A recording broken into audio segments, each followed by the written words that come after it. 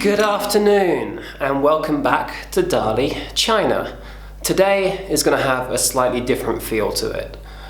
Right now, as I'm sat here or stood here in the hostel, Cai is climbing up the mountain. And I couldn't go with them today. I've got a little bit of an injury. I hurt my toe and my knee's hurting as well, so I decided to stay here. So what I'm going to do is relay to you some great advice from some travelers that I've had recently. And Cai is going to show you the mountain. So it's going to be a bit of a back and forth. I'm going to give you some good travel advice, and he's going to show you how to or how not to climb a mountain. Anyway, let's get started. Good morning. We are about to go climb the mountain. Say hello, Scott. Hello, good morning. This is Scott. How are you? You're very good. From Travel Stash. Oh, it's okay. How are you? Comment below. Send me a message. Let me know how you're doing today. That's cool.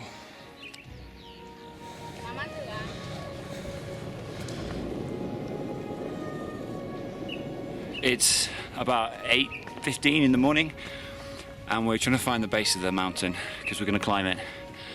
And the fun thing about today is that I don't think me or Scott know anything about how to get up the mountain, which I really enjoy.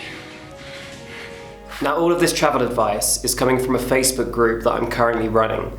It's called Travel the World Continuously, and it's populated by members from all over the world that want to learn how to travel the world continuously.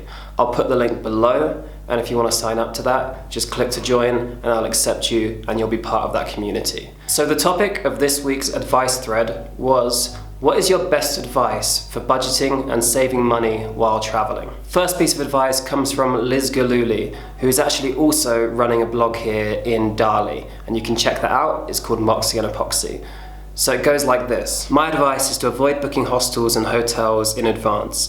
That's a somewhat controversial piece of advice, but if you wait until you arrive somewhere, then perhaps you'll find a cheaper deal than if you book in advance. Obviously, if you arrive late at night, then that can be a bit of a problem because you don't want to be walking around late at night with your bags looking for somewhere to stay. And I completely agree with this. If you're going somewhere that you know there's a lot of hostels and hotels, then you can usually negotiate and you can usually find better deals that aren't advertised on the internet.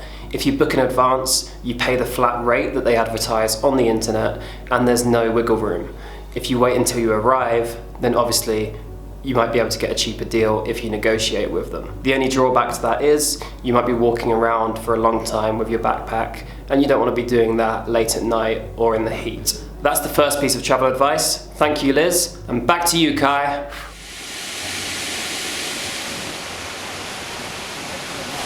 It's definitely scenic up here, but I think we've chosen the tourist path and they might stop us when we get to the top. So we're going for height more than scenery. This is cool. We're about a quarter of the way up the mountain at the bottom of the cable car run, which is just running up there. And me and Scott are going to try and find a path and get to the top. Back over to you, Jordan. Mountain climbing, eh? So the next piece of advice comes from Geoff Phelps, and he says, the bottom of the beer glass looks the same all around the world. And this is 100% true. You can end up spending a lot of money on alcohol, and you get sucked into spending a lot of money on alcohol because you want to go out and you want to experience the nightlife of each place you go in. And well, I agree and I disagree. You should experience the nightlife. If you're going to a really cool place, the nightlife is part of seeing it as well. So don't not go and see it, but just be careful about how much you spend on alcohol. I hear from travelers all the time, and I've experienced this myself, that alcohol and drinking and going out is one of the main expenses and one of the main things you waste your money on. So I'm not saying not to do it. If you really want to do that, then yeah, of course, go out and party. That's part of what life's about as well. But just be careful how much you spend on it and think, if I buy 10 beers tonight, I could spend, let's say for example, $50 on that, or I could spend $50 on doing a bungee jump tomorrow. I could spend $50 on going on a Jeep safari tomorrow. I don't know what it is, but maybe your money will be better served by doing a different experience. The next piece of advice comes from a Gary Wardell. I actually met him in Thailand, in Koh Phangan, about 1.5 years ago now. But what he says is if you only have a small amount of money, then try traveling to Asia rather than Australia or New Zealand, because those places will be a lot more expensive. 100% agree. If you don't have a lot of money, don't go to really expensive countries. Seems like common sense, right? Unless you really want to, unless you really have your heart set on going to London or going to Australia. If you want to travel for a long time, find much cheaper places to go to. Go to India, Sri Lanka, Southeast Asia, places where your money is going to go a lot further for a lot longer. Are not open for tourists. Offenders will be held liable.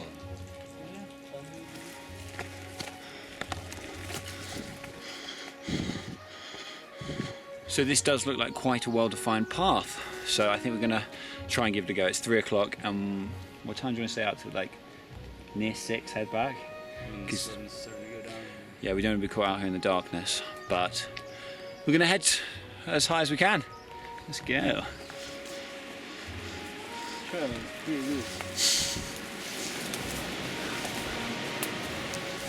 It looks a little bit like a trail, but It also looks like a trail. wait, you think we might get lost on the way back down? I don't know, it's possible. Oh.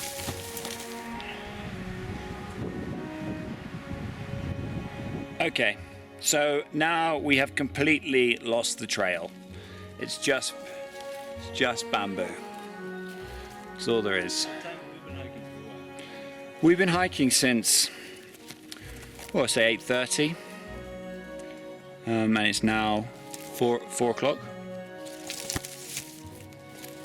Can I even see you back there?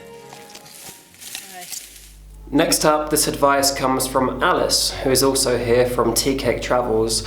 And all the links to the blogs, by the way, will be in the description below. Alice has been traveling for the last 6 years, so she knows what she's talking about. And what she says is, if you're shopping in supermarkets, try hitting them later on. If you want to buy your food and cook it, go to supermarkets after 5 PM because you can often get a lot of discount stuff that's been marked down.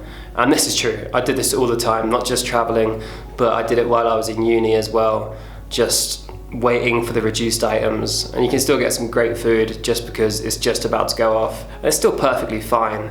Obviously that doesn't work in every country, but for the more expensive countries where you have to shop in supermarkets, definitely try that trick. I've even heard from other people that you can wait outside supermarkets for them to put it in the dumpster, or the stuff that's about to go out of date.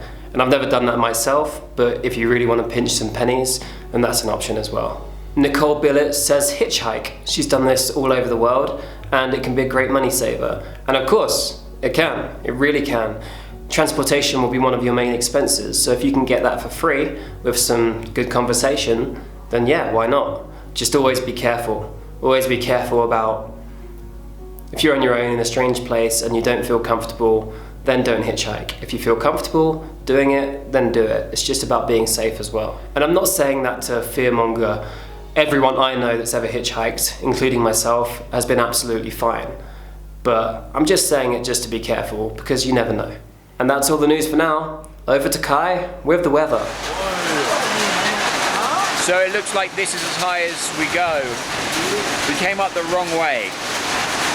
We should have climbed the mountain about 4 kilometers that way. And that's all the advice I have for you today. There's a lot more advice in that group. There's a lot more useful links as well, and everyone's interacting with each other. As I said before, the link to that Facebook group is in the description below. Just click on it, ask to join, I'll approve it, and we can all interact together and figure out how to travel the world continuously. So I hope some of that advice helped you. It's all advice from people that have been traveling for a long time, and I hope you can take some wisdom out of their experiences. Anyway, for now, I'm going to leave you. I'm going to say thank you for watching again, and I'm also going to leave you the final clip of Kai's adventure, because it'll be a lot more interesting than this room. But for now, thank you for watching, and this is my life.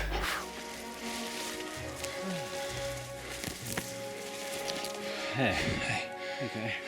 Oh, that's beautiful. So we've made it through these big trees now, and I think the growth is getting thinner, which means we're getting higher. I'm increasingly excited.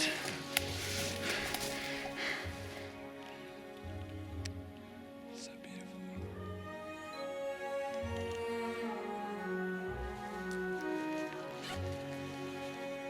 Okay, good climb. Good job. We reached a top. Satisfying. It's been like 9 hours of hiking. We still have at least 2. We should have at least 2. At least 2 hours to go down. Right. Yeah. Okay. It's a full day. Okay. Sit on down. Should we have a picnic on the way down? Let's do it. Where you're going and you just get turned around real quick. 20 minutes later, you can be in the middle of nowhere. And it's pouring rain on you and you're freezing cold. Gotta get back. Yeah.